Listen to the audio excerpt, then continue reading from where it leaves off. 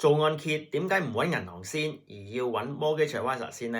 喺香港做按揭，我相信大部分人都會直接行入銀行問，比較咗就開始申請。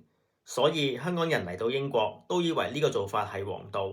咁點解英國又有咁多 Mortgage Advisor 呢？Mortgage Advisor 會幫你因應個別申請者嘅特別情況，例如工作收入性質、英國居留身份、按揭需要等，為申請者從超過100個貸款機構篩選出最適合嘅按揭產品。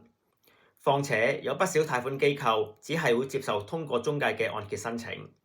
若果申請人唔清楚貸款機構嘅要求而提交申請，除咗申請唔會成功外，更有機會喺信貸報告留下記錄，影響之後嘅其他嘅貸款申請。若果想獲得更多買樓同埋做按揭嘅資訊，可以 subscribe 我哋嘅 channel。有按揭需要嘅朋友可以聯絡我哋作進一步嘅諮詢。